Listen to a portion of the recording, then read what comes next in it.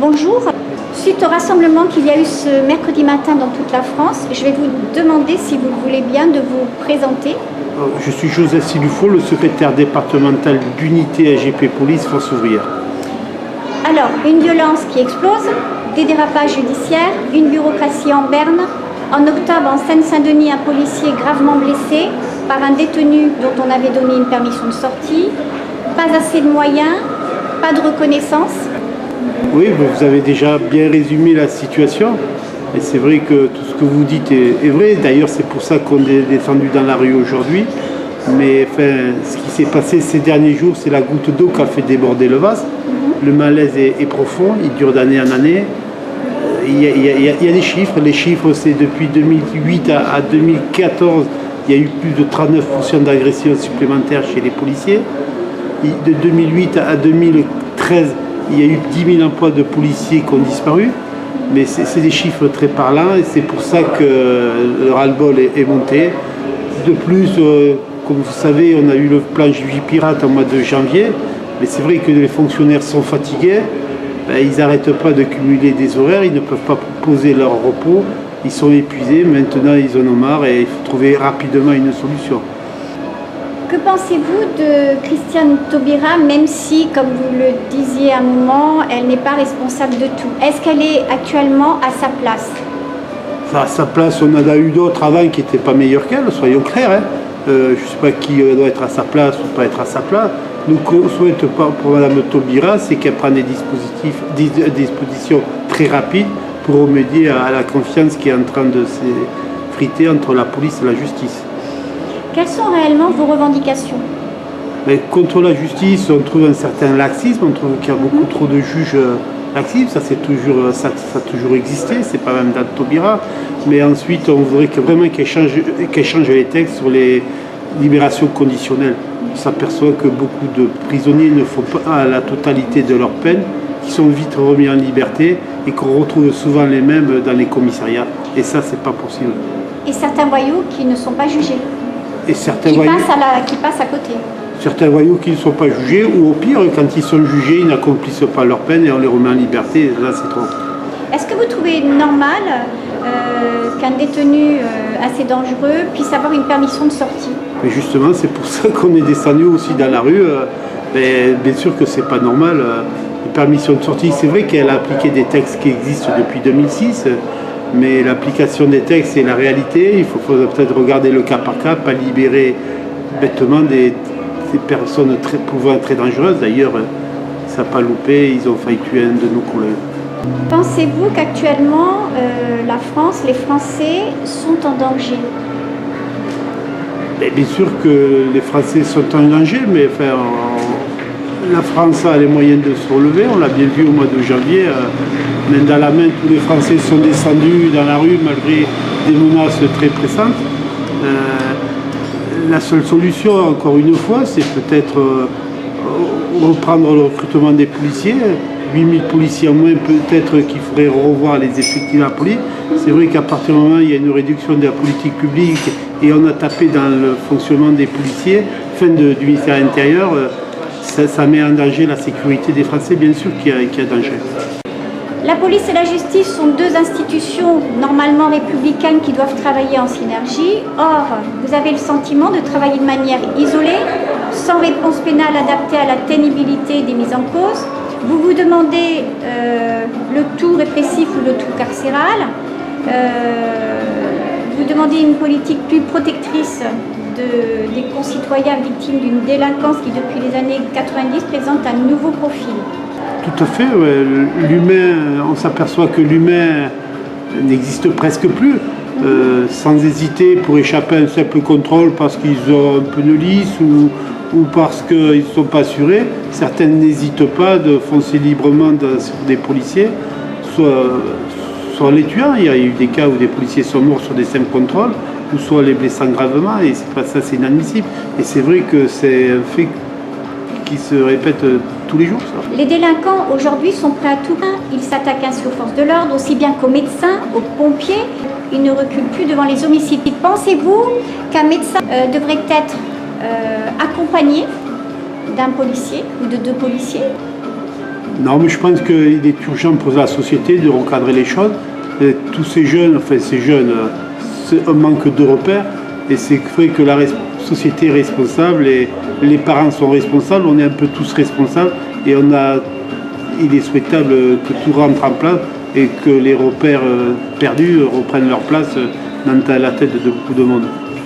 Tout à fait. Mais vous pensez qu'actuellement, avec toutes ces violences qui arrivent de tous les côtés, est-ce qu'il ne serait pas mieux quand un médecin de nuit, des médecins de nuit arrivent à se faire attaquer? Est-ce que vous ne pensez pas qu'actuellement, en attendant que tout redevienne, entre guillemets, normal, qu'un médecin puisse se faire accompagner d'un policier?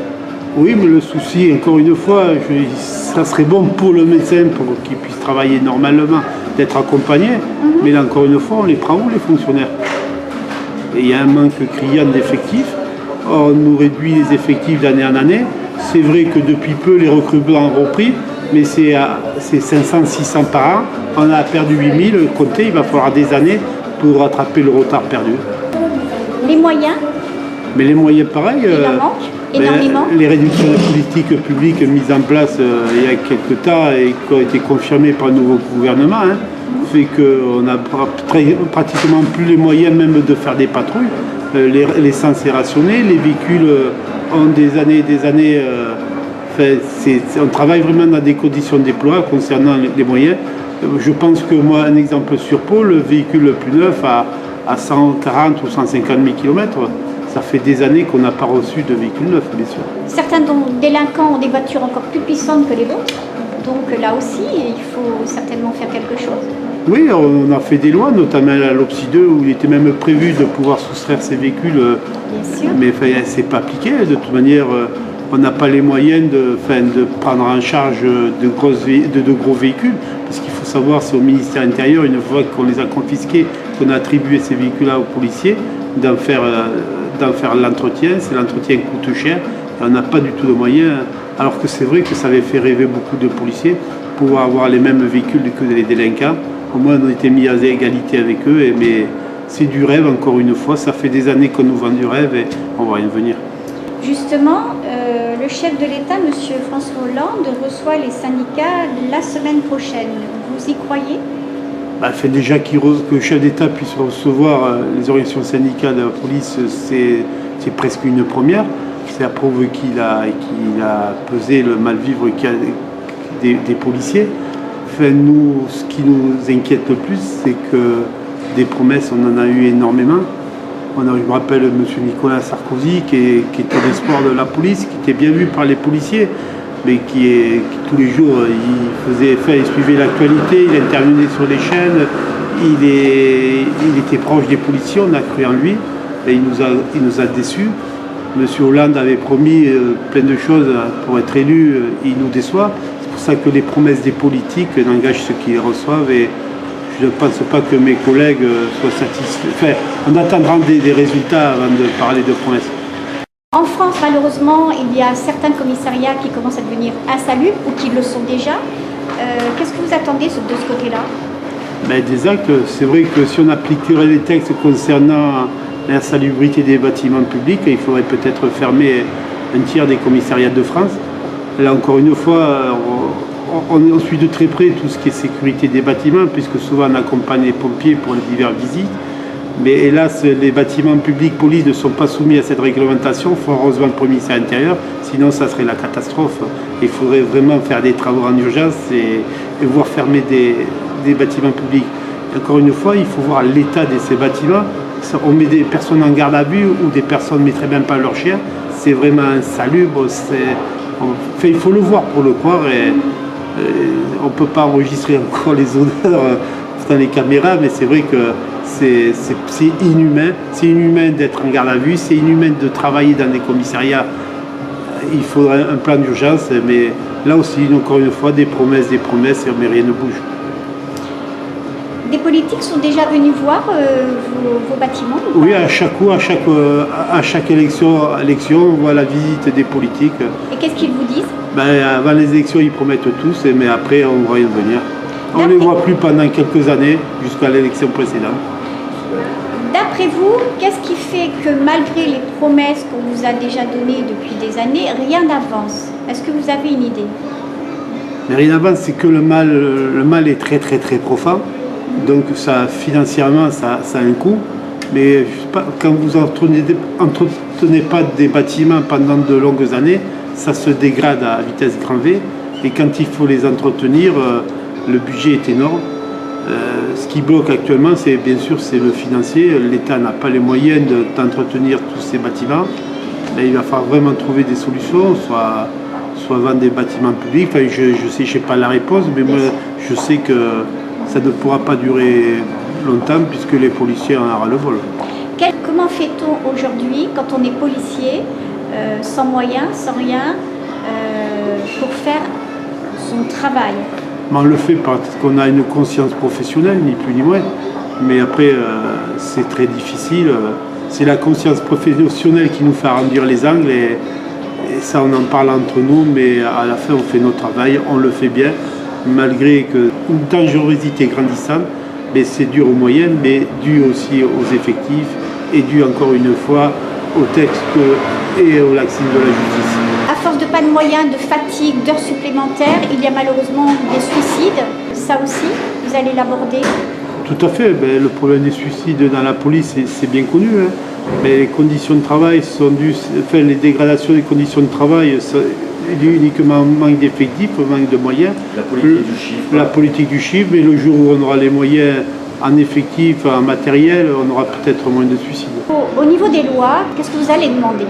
On va demander au président de la République au moins que l'application des textes, déjà, dans un premier temps, c'est-à-dire que les peines prononcées par les tribunaux soient réellement faites.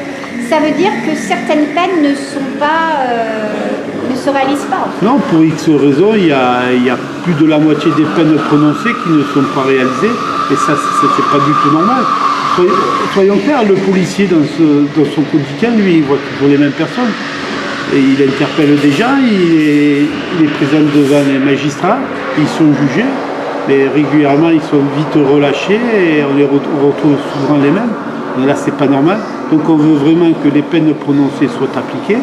En deux, on veut aussi qu'on regarde les textes qui prévoient la liberté conditionnelle. C'est vrai que les voyous les connaissent mieux que tout le monde. Ils savent qu'en faisant ça, ils peuvent avoir des mois et des mois de réduction de peine. Et ça, c'est pas normal. Une personne dangereuse pour la société ne doit pas pouvoir prétendre à une libération anticipée. Donc là, il faut revoir les textes. Ensuite, pourquoi pas interdire carrément la libération conditionnelle à ceux qui ont agressé des enfants ou des policiers. C'est une chose inadmissible. Je pense que la population est sensible à ça. Mais pour nous, une personne qui a brutalisé gravement des enfants ou agressé des policiers ne doit pas pouvoir prétendre à une remise de peine. Vous dites que les peines ne sont pas appliquées tout de suite. Est-ce que c'est pour gagner du temps quant aux prisons où il n'y a plus de place? Mais certainement ça. Oui. Le gouvernement devra prendre ce problématique quand même, parce que tous les juges tous les juges se grattent la tête près des tribunaux. Mais si on leur met des peines, est-ce qu'on peut recevoir ces personnes en prison? Je vois moi sur mon département et en particulier à Bayonne ou à Pau, quand on juge la veille du jugement, on regarde à la maison d'arrêt pour savoir les places disponibles. Et ça, c'est pas normal, on travaille à l'envers. On ne doit pas regarder les places disponibles, on doit uniquement juger la personne par rapport aux faits reprochés. On s'interroge tous les jours. Un exemple, une personne qui est poursuivie pour agression contre une autre personne ou un policier a moins de peine qu'une personne qui est poursuivie pour des délits routiers. Actuellement, il vaut mieux être poursuivi pour vol de voiture parce qu'on a volé un véhicule que pour avoir brûlé un feu rouge. Et ça, franchement, les policiers ne comprennent pas. Si on ne répond pas à vos requêtes, est-ce que vous allez continuer ces rassemblements? Continuer ce rassemblement, on n'est pas candide non plus, on sait les limites, hein. Mais je pense que c'est la conscience professionnelle qui en prendra un coup. Mais comme je vous dis, les policiers font leur travail consciencieusement Mais le jour où cette conscience professionnelle disparaîtra, mais hélas, tant pis pour la démocratie, tant pis pour les Français, il verra ce qu'il verra. Vous croyez encore à votre métier? Mais on ose y croire. C'est vrai que ça fait des années qu'on nous supprime les effectifs, qu'on nous supprime des budgets, qu'on libère des détenus qui devraient rester en prison. Ça fait mal au ventre, mais on y croit toujours. Quand on rentre policier, c'est vrai qu'on choisit un métier dangereux. On sait qu'il est dangereux, on est formé pour. Mais on ne pense jamais que cette dangerosité sera accentuée par un dysfonctionnement du ministère de la Justice. On a des fonctionnaires actuellement dans certains services sur Paris. Ils travaillent, et ça fait depuis janvier, puisqu'il y avait un Vigipirate. C'est les fonctionnaires qui s'occupent des hautes personnalités et qui cumulent des heures, qui travaillent 70-80 heures par semaine, sans jour de repos depuis des mois et des mois. D'ailleurs, on ne s'interdit pas de déposer plainte prochainement si on ne trouve pas une solution pour eux. Gageons que le gouvernement va vous entendre. Il en va de votre métier, mais aussi de la sécurité des citoyens en France et d'une belle démocratie qui risque de partir. Hélas. Hélas. Merci à vous. Merci.